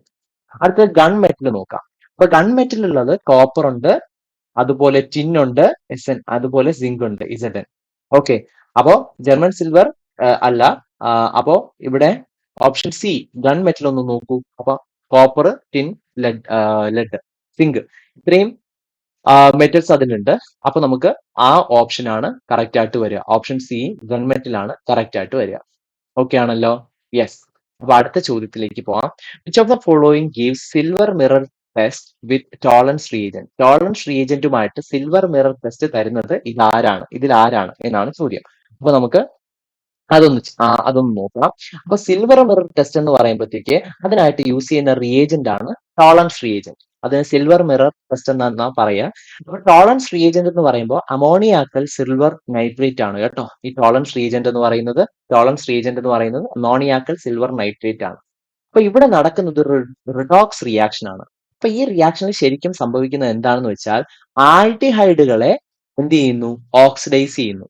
ഓക്കെ, ആൽഡിഹൈഡുകളെ ഓക്സിഡൈസ് ചെയ്തിട്ട് ആൽഡിഹൈഡുകളെ കാർബോക്സിലേറ്റ് അയോൺ ആക്കി മാറ്റുകയാണ് ചെയ്യുന്നത്. ക്ലിയർ ആണല്ലോ. അപ്പൊ ആൽഡിഹൈഡ് നമുക്കറിയാം, ആൽഡിഹൈഡ് ഗ്രൂപ്പ് എന്ന് പറയുമ്പോൾ CHO ഗ്രൂപ്പ് ആണ് വിത്ത് 1 വാലൻസി ഇൻ കാർബൺ ആറ്റം. ഇതാണ് ആൽഡിഹൈഡ് ഗ്രൂപ്പ്. അപ്പൊ ഈ ആൽഡിഹൈഡുകളെയാണ് അത് അറ്റാക്ക് ചെയ്യുന്നത്. ആൽഡിഹൈഡുകളെ എന്ത് ചെയ്യുന്നു? ഓക്സിഡൈസ് ചെയ്തിട്ട് അതിനെ കാർബോക്സിലേറ്റ് അയോണുകളാക്കി മാറ്റുകയാണ് ചെയ്യുന്നത്. ഓക്കെ. അപ്പോ ടോളറൻസ് റീജന്റ് എന്താണെന്ന് ഞാൻ പറഞ്ഞത്? മോണിയാക്കൽ സിൽവർ നൈട്രേറ്റ് ആണ്. അപ്പോൾ ഈ അമോണിയാക്കൽ സിൽവർ നൈട്രേറ്റിൽ ഏത് അയോൺ ഉണ്ട്? ടോളറൻസ് റീജന്റിൽ ഒരുപാട് Ag+ അയോണുകൾ ഉണ്ട്. അതായത് സിൽവറിന്റെ അയോണുകളുണ്ട്, Ag+ അയോൺ. ഈ Ag+ അയോൺസ് എന്ത് ചെയ്യും? അത് റെഡ്യൂസ് ചെയ്തിട്ട്, അത് ഓക്സിഡൈസ് ചെയ്തിട്ട് അത് റെഡ്യൂസ് ചെയ്തിട്ട് എന്താവും? അത് അതായത് 1 ഇലക്ട്രോൺ അതിലേക്ക് ആഡ് ആവുമ്പോൾ അത് മെറ്റാലിക് സിൽവർ ആയിട്ട് മാറുന്നു. Ag+ അയോൺസ് 1 ഇലക്ട്രോൺ ആഡ് ആയി അത് മെറ്റാലിക് സിൽവർ ആയിട്ട് മാറുകയാണ് ചെയ്യുന്നത്. അപ്പൊ മെറ്റാലിക് സിൽവർ ആയിട്ട് മാറിക്കഴിഞ്ഞാൽ നമ്മൾ ഈ ടെസ്റ്റ് നടത്തുന്ന ഒരു ചെറിയൊരു ടെസ്റ്റ് ട്യൂബിലാണ്. അപ്പൊ ഈ ടെസ്റ്റ് ട്യൂബിലേക്ക് ആദ്യം ആൽഡിഹൈഡ്, അതായത് നമുക്ക് അറിഞ്ഞുകൂടാത്ത കോമ്പൗണ്ട്, ഇപ്പൊ ആൽഡിഹൈഡ് ഗ്രൂപ്പ് ആണെങ്കിൽ അത് ആഡ് ചെയ്യുന്നു. അതിനുശേഷം ടോളറൻസ് റീജന്റ് ആഡ് ചെയ്ത് ഒന്ന് ഹീറ്റ് ചെയ്ത് കൊടുക്കുകയാണ് ചെയ്യുന്നത്. അപ്പൊ ഈ ടെസ്റ്റ് ട്യൂബ് അങ്ങ് ഒപ്പേക്ക് ആവും. ഒപ്പേക്ക് ആവുക എന്ന് പറഞ്ഞ ഒരു സിൽവർ കളറിൽ ഒരു ഒപ്പേക്നെസ്, ടെസ്റ്റ് ട്യൂബ് ഒരു സിൽവർ കളറിലേക്ക് ലൈറ്റ് കടത്തിവിടാത്ത ഫോമിലേക്ക് മാറും. അപ്പൊ എന്താ ഇവിടെ നടക്കുന്നത്? Ag+ അയോണുകൾ റെഡ്യൂസ് ചെയ്ത് മെറ്റാലിക് സിൽവർ ആയിട്ട് മാറി. ഈ മെറ്റാലിക് സിൽവർ എവിടെ പറ്റിപ്പിടിച്ചു? ടെസ്റ്റ് ട്യൂബിന്റെ വശങ്ങളിലായിട്ട് പറ്റിപ്പിടിച്ചപ്പോഴാണ് ടെസ്റ്റ് ട്യൂബ് ഒപ്പേക്ക് ആയിട്ട് മാറിയത്. നമുക്കൊരു സിൽവർ മിറർ അതിൽ കാണാനായിട്ട് പറ്റിയത്. ഓക്കെ ആണല്ലോ. അപ്പോൾ ഇത്രയും ഞാൻ പറഞ്ഞപ്പോൾ തന്നെ ക്ലിയർ ആണ്. ടോളറൻസ് റീജിയനെ പറ്റി ഡീറ്റെയിൽഡ് ആയിട്ട് നമ്മൾ പറഞ്ഞു. അപ്പോൾ തന്നെ ക്ലിയർ ആണ്. ആൽഡിഹൈഡ് ഗ്രൂപ്പുകളെ മനസ്സിലാക്കാനായിട്ട് നമ്മൾ ഉപയോഗിക്കുന്ന ടെസ്റ്റ് ആണ്. അപ്പോൾ തീർച്ചയായിട്ടും ഓപ്ഷൻ ബി CH3CHO ആണ് നമ്മുടെ ആൻസർ ആയിട്ട് വരുന്നത്. CH3CHO. ഓക്കെ. ഇനി അടുത്ത ചോദ്യത്തിലേക്ക് പോവാം. Which of the following vitamin deficiency causes convulsions? കൺവൾഷൻസിന് കാരണമാവുന്ന വൈറ്റമിൻ, ഏത് വൈറ്റമിൻ ഡെഫിഷ്യൻസി ആണ് ഇതിന് കാരണമാകുന്നതാണ്? അപ്പോ അതിന് ആൻസർ ആയിട്ട് വരുന്നത് വൈറ്റമിൻ B6 ആണ് കേട്ടോ. Vitamin B6. അത് കൺവൾഷൻസ് എന്ന് പറയുമ്പോൾ നമുക്ക് ഇൻവോളണ്ടറി ആയിട്ട് ഉണ്ടാവുന്ന ചില മസിൽ കോൺട്രാക്ഷൻസ് ഒക്കെ, ചിലപ്പോൾ പനി, ഫീവർ ഒക്കെ വരുന്ന സമയത്ത് ചിലർക്ക് ഇത് ഉണ്ടാവാറുണ്ട്. പെട്ടെന്ന് മസിൽ കോൺട്രാക്ഷൻ വഴി നമുക്ക് കൺട്രോൾ ചെയ്യാൻ പറ്റാത്ത ഒരു ഫീവർ, ബോഡി ഷേക്ക് ചെയ്യുക, ഇതൊന്നും നമ്മുടെ കൺട്രോളിലല്ല. ഓക്കെ, നമ്മുടെ കൺട്രോളിലല്ലാതെ ബോഡി ഷേക്ക് ചെയ്യുക, വീഴുക, ഇതിനെയാണ് സീഷ്യസും കൺവൾഷൻസും എന്നൊക്കെ പറയാം. അതിൽ സീഷ്യസ് എന്ന് പറയുമ്പോഴത്തേക്ക് എന്താണ്? നമ്മൾ മെന്റലി അല്ലെങ്കിൽ ബ്രെയിനുമായിട്ട് ബന്ധപ്പെട്ട് നടക്കുന്ന കാര്യങ്ങളാണ്. കൺവൾഷൻസ് എന്ന് പറയുമ്പോഴത്തേക്ക് അത് ഫിസിക്കലി നമുക്ക് പുറമേ കാണാൻ പറ്റുന്ന കാര്യങ്ങളാണ്. അതിലാണ് ഹെഡ് ഇങ്ങനെ ഷേക്ക് ചെയ്തുകൊണ്ടിരിക്കുക, കൈ നമ്മൾ അൺകൺട്രോളബിൾ ആയിട്ട് ഷേക്ക് ചെയ്യുക, കൈ മുറുകെ പിടിക്കുക, നാക്ക് കടിക്കുക തുടങ്ങിയ ഇതെല്ലാം അവിടെയാണ് വരുന്നത്. ഓക്കെ. അപ്പോൾ 78ാമത്തെ ചോദ്യത്തിന്റെ ഉത്തരം ഇതൊരു ഡയറക്റ്റ് ക്വസ്റ്റ്യൻ ആണ് കേട്ടോ. അത് വൈറ്റമിൻ B6, ബി കോംപ്ലക്സിൽ വരുന്ന B6 എന്ന് പറയുന്ന വൈറ്റമിൻ ആണ് അതിന് കാരണമായിട്ട് വരുന്നത്. ഓക്കെ. ഇനി അടുത്ത 79ാമത്തെ ചോദ്യം, arsenic containing medicine used for the treatment of syphilis. സിഫിലിസിന് കാരണമാകുന്ന അല്ലെങ്കിൽ സിഫിലിസിനെ ട്രീറ്റ് ചെയ്യാനായിട്ട് നമ്മൾ ആർസനിക് കണ്ടെയ്നിങ് ആയിട്ടുള്ള ഒരു മെഡിസിൻ യൂസ് ചെയ്യുന്നുണ്ട്. അത് ഏതെന്നാണ്? അപ്പോൾ അത് സൾവർസൻ ആണ്. ഓക്കെ, സൾവർസൻ. അപ്പോൾ അതാണ് ആർസനിക് കണ്ടെയ്നിങ് ആയിട്ടുള്ള സിഫിലിസിന് വേണ്ടിയിട്ട് ട്രീറ്റ് ചെയ്യുന്ന ഒരു മരുന്ന് എന്ന് പറയുന്നത്. ഓക്കെ. ഇനി അടുത്തത്, terylene is a condensation polymer of ethylene glycol and. അപ്പോൾ ഈ കണ്ടൻസേഷൻ പോളിമർ എന്ന് വെച്ചാൽ എന്താണ്? ഇതിന് സാധാരണ ചില പോളിമേഴ്സ് നമുക്ക് നോക്കാം. For example PVC, polyvinyl chloride എടുക്കുകയാണെങ്കിൽ അതിൽ വിനൈൽ ക്ലോറൈഡ് ആണ് മോണോമർ. പോളിമർ എന്താണെന്ന് അറിയാലോ. മോണോമറുകൾ കൂടിച്ചേർന്നിട്ടാണ് എന്തുണ്ടാവുന്നത്? പോളിമറുകൾ ഉണ്ടാവുന്നത്. അപ്പൊ വിനൈൽ ക്ലോറൈഡ് എടുത്തു കഴിയുമ്പോഴത്തേക്ക് എന്താ അവിടെ പ്രത്യേകത? വിനൈൽ ക്ലോറൈഡിന്റെ ചെറിയ ചെറിയ മോളിക്യൂൾസ് തമ്മിൽ പരസ്പരം ലിങ്ക് ചെയ്ത് വലിയൊരു പോളിമർ മോളിക്യൂൾ ആയിട്ട് മാറുന്നു. അതിനെയാണ് നമ്മൾ പോളിവിനൈൽ ക്ലോറൈഡ് എന്ന് പറയുന്നത്. പക്ഷേ കണ്ടൻസേഷൻ പോളിമറിൽ 2 മോണോമർ മോളിക്യൂൾസ് ഉണ്ടാവും. ഇത് പരസ്പരം റിയാക്ട് ചെയ്യുമ്പോഴത്തേക്ക് അതിന്റെ കണ്ടൻസേഷൻ ഫലമായിട്ട് ചിലപ്പോൾ വേറെ പ്രൊഡക്റ്റ് ഒക്കെ ഉണ്ടാവും. ഓക്കെ, ഇത്തരത്തിലാണ് കണ്ടൻസേഷൻ പോളിമർ ഉണ്ടാവുന്നത്. അപ്പൊ കണ്ടൻസേഷൻ പോളിമറിൽ പ്രധാനപ്പെട്ട ഒരു എക്സാമ്പിൾ ആണ് ടെർലീൻ എന്ന് പറയുന്നത്. വളരെ പ്രധാനപ്പെട്ട ഒരു കണ്ടൻസേഷൻ പോളിമർ ആണ് ടെർലീൻ. അത് വളരെ പ്രധാനപ്പെട്ട ഒരു എക്സാമ്പിൾ ആണ്. അപ്പൊ ടെർലീൻ എന്ന് പറയുന്നത് എഥിലീൻ ഗ്ലൈക്കോൾ ആണ്. ടെർലീൻ ഒരു അതില് ഒരു മോണോമർ എന്ന് പറയുന്നത്. ആ എഥിലീൻ ഗ്ലൈക്കോൾ ടെറിഫ്താലിക് ആസിഡ് എന്ന് പറയുന്ന മറ്റൊരു മോളിക്യൂളുമായിട്ട് കണ്ടൻസ് ചെയ്തിട്ടാണ് ടെർലീൻ ഉണ്ടാവുന്നത്. ഓക്കെ. അപ്പോ അവിടെ ആൻസർ ആയിട്ട് വരുന്നത് ethylene glycol and terephthalic acid ആണ്. ഓപ്ഷൻ ബി ആണ് നമ്മുടെ ഉത്തരം. Option B, ethylene glycol and terephthalic acid. ഇനി അതിന്റെ ഓർഡറിൽ ചെറിയൊരു മിസ്പ്ലേസിംഗ് വന്ന സമയത്ത് 76ാമത്തെ ക്വസ്റ്റ്യൻ നമ്മൾ ഡിസ്കസ് ചെയ്യാനായിട്ട് വിട്ടുപോയിരുന്നു. അപ്പൊ 76ാമത്തെ ചോദ്യം കൂടെ നമുക്ക് ജസ്റ്റ് ഒന്ന് ഡിസ്കസ് ചെയ്യാം. അപ്പൊ ഇവിടെ IUPAC name for this compound, ഈ ഒരു കോമ്പൗണ്ടിന്റെ IUPAC നെയിം എന്താണ് എന്നാണ് ചോദ്യം. അപ്പോ ഈ ഒരു കോമ്പൗണ്ടിൽ ആദ്യം ഒരു IUPAC നെയിം നമ്മൾ എഴുതുന്ന സമയത്ത് ആദ്യം അതിലുള്ള ഫങ്ഷണൽ ഗ്രൂപ്പുകൾ ഏതൊക്കെയുണ്ടെന്ന് നോക്കണം. അപ്പൊ ഫങ്ഷണൽ ഗ്രൂപ്പ് ഇവിടെ രണ്ട് ഫങ്ഷണൽ ഗ്രൂപ്പ് ഉണ്ടല്ലേ. ഒന്ന് കാർബോക്സിലിക് ആസിഡ് ഗ്രൂപ്പ് ഉണ്ട്, മറ്റൊന്ന് CO ഗ്രൂപ്പ് ഉണ്ട്. ഓക്കെ, കീറ്റോ ഗ്രൂപ്പും ഉണ്ട്. അപ്പൊ ഇതില് കാർബോക്സിലിക് ആസിഡും കീറ്റോ ഗ്രൂപ്പും വന്നാൽ നമ്മൾ ആർക്കാണ് ഇമ്പോർട്ടൻസ് കൂടുതൽ കൊടുക്കുക, അല്ലെങ്കിൽ ആരെയാണ് നമ്മൾ മെയിൻ ഗ്രൂപ്പ് ആയിട്ട് എടുക്കുക എന്ന് പറഞ്ഞാൽ അതിനൊരു ഓർഡർ ഉണ്ട്. ആ ഓർഡർ പ്രകാരം നമ്മൾ ഇവിടെ കൂടുതൽ ഇമ്പോർട്ടൻസ് കൊടുക്കേണ്ടത് കാർബോക്സിലിക് ആസിഡ് ഗ്രൂപ്പിനാണ്. ഓക്കെ ആണല്ലോ. അപ്പോ കാർബോക്സിലിക് ആസിഡ് ഗ്രൂപ്പിൽ നിന്ന് നമ്മൾ നമ്പർ ചെയ്ത് തുടങ്ങണം. ഇപ്പൊ കാർബോക്സിലിക് ആസിഡ് ഗ്രൂപ്പിലുള്ള കാർബണേയും കൂടെ എന്ത് ചെയ്യണം, നമ്മൾ അതിലേക്ക് ഇൻക്ലൂഡ് ചെയ്യണം. ഈ കാർബൺ വരുന്ന ഫങ്ഷണൽ ഗ്രൂപ്പുകൾ കുറച്ച് പേരുണ്ട്. For example COOH carboxylic acid group, CHO നേരത്തെ ടോളറൻസ് ടെസ്റ്റിൽ നമ്മൾ കണ്ട aldehyde group, CO keto group, ഇതെല്ലാം കാർബൺ വരുന്നുണ്ട്. അപ്പൊ ഇത്തരത്തില് കാർബൺ വരുന്ന ഫങ്ഷണൽ ഗ്രൂപ്പുകൾ വന്നു കഴിഞ്ഞാൽ ആ ഫങ്ഷണൽ ഗ്രൂപ്പിലുള്ള കാർബണും നെയിം ചെയ്യുമ്പോൾ നമ്മൾ നമ്പർ ചെയ്യാനായിട്ട് ഉപയോഗിക്കണം. ഓക്കെ, അപ്പൊ ഇവിടെ നമ്പറിംഗ് സ്റ്റാർട്ട് ചെയ്യുന്നത് ഈ കാർബണിൽ നിന്നാണ്. 1, 2, 3, 4, 5 5 കാർബൺ ഉണ്ട്. 5 കാർബൺ ഉള്ളതുകൊണ്ട് പെന്റ് ആയിരിക്കും അവിടുത്തെ റൂട്ട് വേർഡ്. അപ്പൊ എല്ലാ ഓപ്ഷനും നോക്കുമ്പോൾ റൂട്ട് വേർഡ് പെന്റ് ആണ്. അപ്പൊ നമുക്ക് അങ്ങനെ പറയാനായിട്ട് പറ്റില്ല. അപ്പൊ നമുക്ക് എന്ത് നോക്കാം, ഇവിടെ യഥാർത്ഥ നെയിം നോക്കാം. ഇവിടെ കാർബോക്സിലിക് ആസിഡ് മെയിൻ ഗ്രൂപ്പ് ആയതുകൊണ്ട് ഈ പേര് തീർച്ചയായിട്ടും അവസാനിക്കേണ്ടത് ഓയിക് ആസിഡ് എന്ന് പറഞ്ഞിട്ടായിരിക്കണം. അങ്ങനെ ഓയിക് ആസിഡ് എന്ന് പറഞ്ഞ് അവസാനിക്കുന്ന ഒരു ഓപ്ഷനേ ഉള്ളൂ, ഓപ്ഷൻ എ. അതായത് ഇതിന്റെ നെയിം ചെയ്യേണ്ടത് ആദ്യം ഈ മെയിൻ ഗ്രൂപ്പിനെ അങ്ങ് മാറ്റിവെക്കുക, മറ്റ് ഫങ്ഷണൽ ഗ്രൂപ്പ്സ് നോക്കുക. അപ്പൊ മറ്റു ഫങ്ഷണൽ ഗ്രൂപ്പ് നോക്കുമ്പോൾ നാലാമത്തെ ഗ്രൂപ്പിൽ ഒരു കീറ്റോ ഗ്രൂപ്പ് ഉണ്ട്. അപ്പൊ കീറ്റോ ഗ്രൂപ്പ് മെയിൻ ഗ്രൂപ്പ് ആയിട്ട് വന്നു കഴിഞ്ഞാൽ ആ കോമ്പൗണ്ട് ONയിൽ അവസാനിക്കും. അപ്പൊ ഇതൊരു മെയിൻ ഗ്രൂപ്പ് അല്ല, ഒരു സെക്കൻഡറി ഗ്രൂപ്പ് ആണ്. അപ്പൊ സെക്കൻഡറി ഗ്രൂപ്പ് ആണെങ്കിൽ നമ്മൾ അതിനെ ഓക്സോ എന്നാണ് പ്രഫിക്സ് കൊടുക്കേണ്ടത്. അപ്പൊ 4 ഓക്സോ, നാലാമത്തെ ഇതിൽ ഒരു CO ഗ്രൂപ്പ് ഉണ്ട്, 4 ഓക്സോ. ഇനി എത്ര കാർബൺ ഉണ്ട്, 5 കാർബൺ. അപ്പൊ 5 കാർബണോടൊപ്പം പെന്റ്, ഇനി പെന്റാൻ. ഇനി അടുത്തത് COOH ആണ് മെയിൻ ഗ്രൂപ്പ്. അതിന്റെ അവസാനം അല്ലെങ്കിൽ അതിന്റെ സഫിക്സ് ആയിട്ട് നമ്മൾ കൊടുക്കേണ്ടത് ഓയിക് ആസിഡ് ആണ്. അപ്പൊ ഓയിക് ആസിഡും കൂടെ കൊടുക്കാം, ഓയിക് ആസിഡും കൂടെ കൊടുക്കാം. എന്താണ് പേരൊന്ന് വായിച്ചേ, 4 ഓക്സോ പെന്റനോയിക് ആസിഡ്. ഓപ്ഷൻ എ ആണ് ഉത്തരം. അപ്പൊ 76ാമത്തെ ചോദ്യം, അതൊരു മിസ്പ്ലേസിംഗ് വന്നതാണ്. 76ാമത്തെ ചോദ്യത്തിന്റെ ഉത്തരം 4 ഓക്സോ പെന്റനോയിക് ആസിഡ്. ഓക്കെ, സോ ഇങ്ങനെ വളരെ ഈസി ആയിരുന്നു. കെമിസ്ട്രി ഭാഗത്ത് നിന്നും വളരെ ഈസി ആയിട്ടുള്ള, വളരെ പെട്ടെന്ന് ആൻസർ ചെയ്യാൻ പറ്റുന്ന കുറച്ച് ക്വസ്റ്റ്യൻസ് ആണ് ചോദിച്ചത്. അപ്പൊ 1 മിനിറ്റിൽ താഴെ തന്നെ നമുക്ക് മിക്ക ക്വസ്റ്റ്യൻസും ആൻസർ ചെയ്യാനായിട്ട് 1 മിനിറ്റിൽ താഴെ എടുക്കുള്ളൂ. അപ്പൊ ഈ ക്വസ്റ്റ്യൻ ഇങ്ങനെ 4 ഓക്സോ പെന്റനോയിക് ആസിഡ് കിട്ടുന്നവരെയൊന്നും നമ്മൾ ചെയ്യേണ്ട ഒരു ആവശ്യമൊന്നുമില്ല. മെയിൻ ഗ്രൂപ്പ് COOH ആണെങ്കിൽ അത് ഓയിക് ആസിഡിൽ അവസാനിക്കും. അപ്പൊ ഓയിക് ആസിഡിൽ അവസാനിക്കുന്ന ഒരേ ഒരു ഓപ്ഷനേ ഉള്ളൂ, അത് 4 ഓക്സോ പെന്റനോയിക് ആസിഡ് ആണ്. ജസ്റ്റ് ഒന്ന് ക്രോസ് ചെക്ക് ചെയ്ത് നോക്കേണ്ട കാര്യമേ ഉള്ളൂ. ഓക്കെ, അപ്പോ ഇത്രയുമാണ് ആ ഒരു ഭാഗത്തുനിന്ന് ചോദിച്ച questions. Anyway, thank you so much.